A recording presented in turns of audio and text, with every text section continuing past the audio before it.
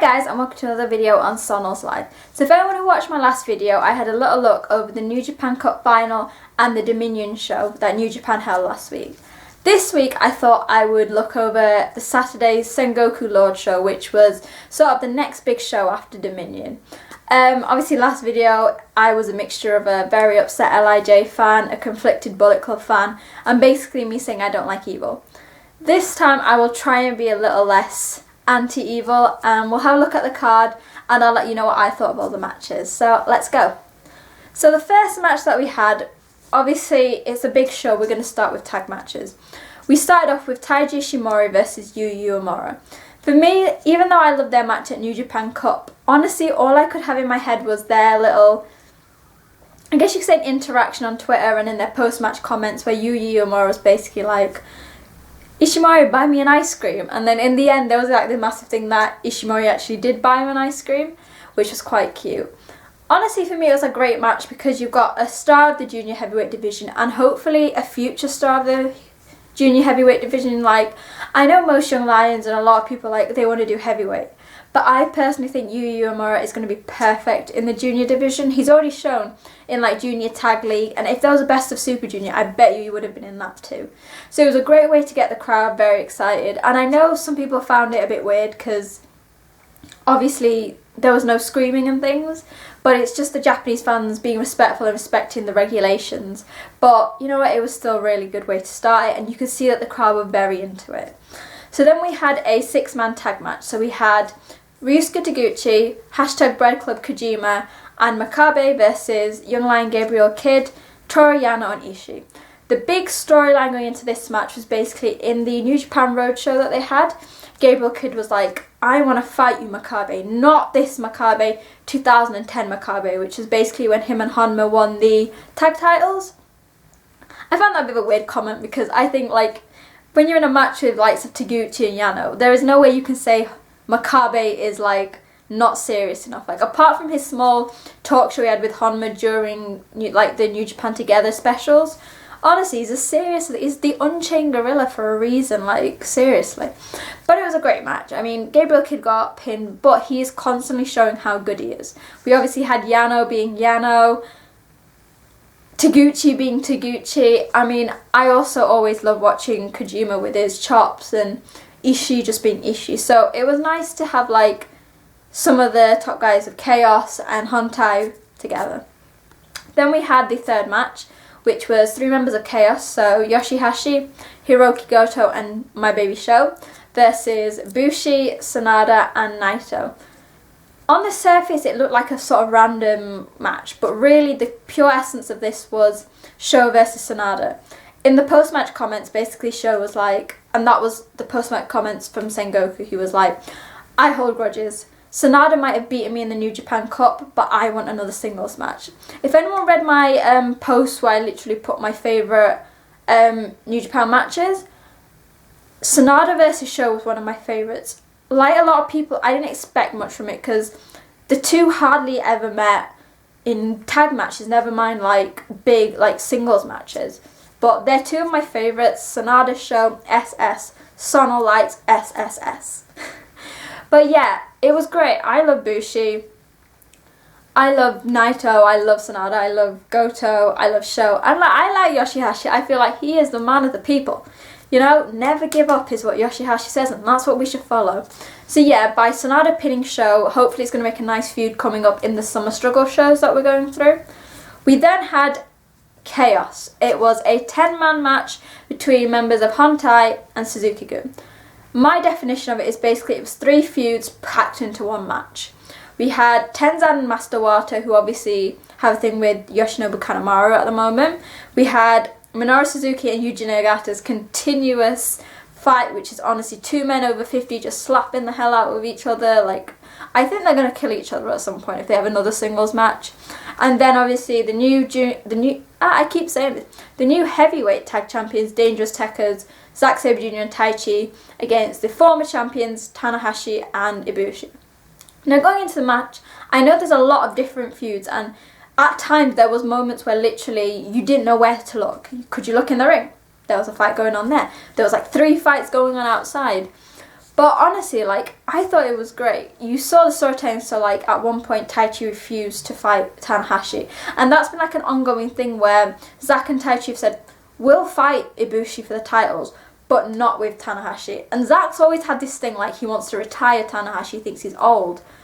I mean, obviously with Yuji Nagata and Suzuki you can't really be saying that, but it works. And then obviously you had Wato and Kanemaru's little thing going on. Now, I'm going to keep reiterating this. If you don't like Master Wato, just give him time. He is such a talented wrestler. He's had 2 years in CMLL. He's grown so much from his Young Lion days. Come on. I don't know why I just did that. Sometimes I just randomly do that. I apologise. So after that chaos, we went into a history match, which includes chaos. Does that work? Is that link okay? So basically it was the special singles match between Okada, Kazuchika Okada, Rainmaker, my mum's favourite, and the Tokyo Pimp Yujiro Takahashi from Bullet Club. Obviously we've had the things going on like the New Japan Cup, Yujiro got involved, but their history goes deeper than that. So Yujiro used to be a member of Chaos, and obviously we all know he turned and went to Bullet Club, but the big thing was, the moment he turned, it was during a match, it was a title match, where champion Kazuchika Okada was going against the challenger AJ Styles. Basically, Yujiro came down, distracted the ref. I think he hit a clothesline on Okada and then revealed he was a member of Bullet Club. So really, like, there is still animosity. Like, if you think about it, not only did Yujiro leave Chaos, he cost Okada the title. As expected, Okada won. Like, it was a great match. Okada is always amazing. Yujiro really showed how good he can be if you just give him the chance. Like, I know, like, Okada was in the comments, he was like, you're saying that I've come down to your, like, why don't you come up to my level? Obviously saying that Yujiro's not been as successful, even though they're in, like, similar classes and things, and ages. I think the one issue I might have had is that, like a lot of other people, we were, like, waiting for something to happen. So Jay White had put on Instagram a timer, and I for some reason thought like this was going to be a match, like Bullet Club with Yujiro's going to lose, Jay's got history with Okada, he's going to come out. He didn't.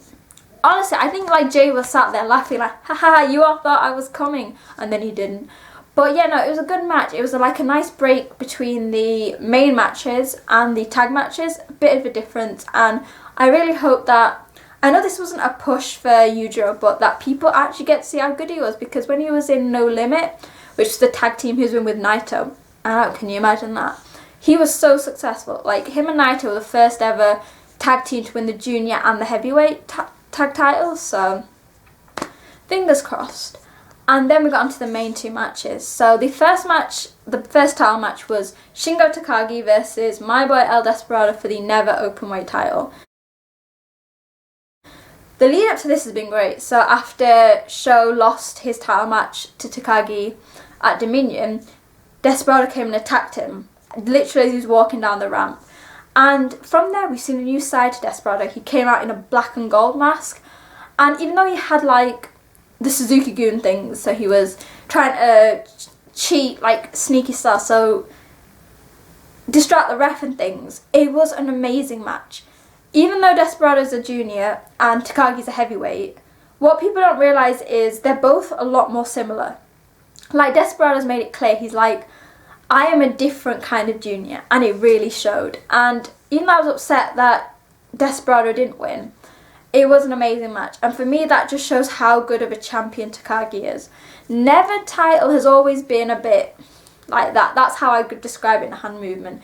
The last few years we've hardly had a champion who's gone more than 2 defences. It's been like a hot potato, like here, there, everywhere.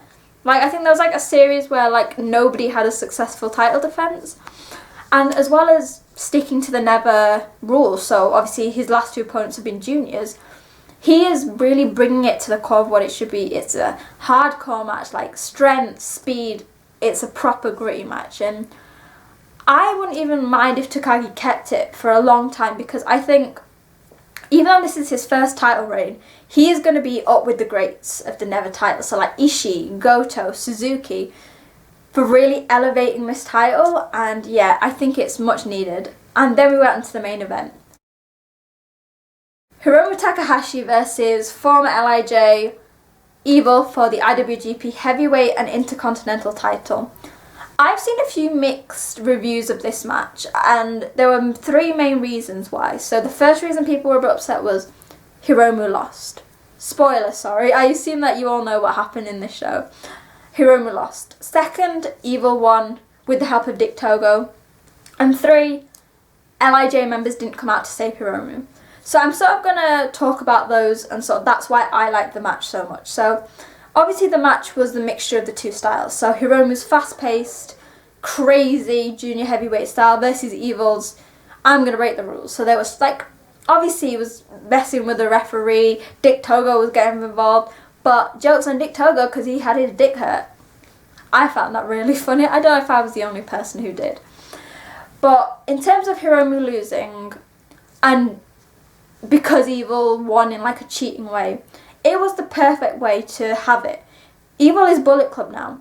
How many Bullet Club like champions win by a proper means? Jay? No. Even in the past, AJ? No. Kenny? In the early days? No. Like Prince Devitt? No. It's one of those things.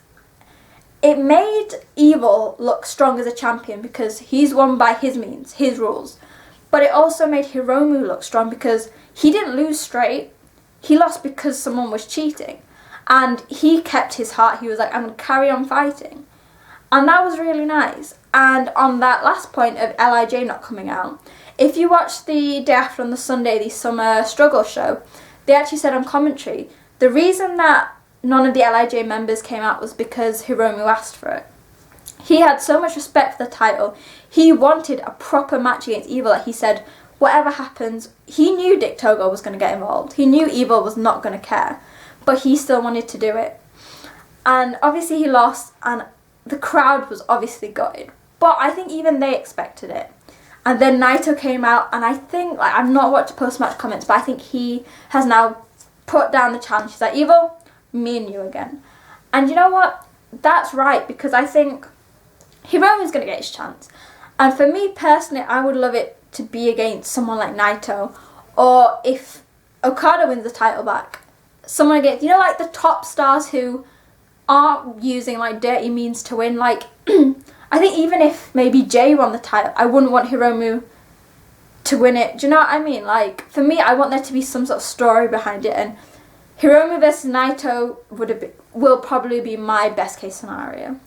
So yeah, I really enjoyed it. It was a 3-hour show. I had a K-pop concert at 1 and it finished just in time. But honestly, it was worth every minute. All the matches were great. I got to see all of my favourite wrestlers. And like I said in the last video, even without the Gaijin talent, like apart from obviously Zack and Gabe, it was honestly, this is why New Japan is for me one of the best promotions in the world.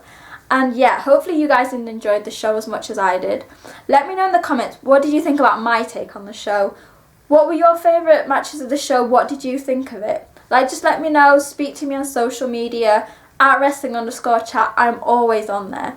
And yeah, like always, let me know what you want to see. I've got some content planned, but if there's anything specific, let me know. And yeah, hopefully you guys enjoyed it, like I said. And yeah, I will see you guys next week. Bye!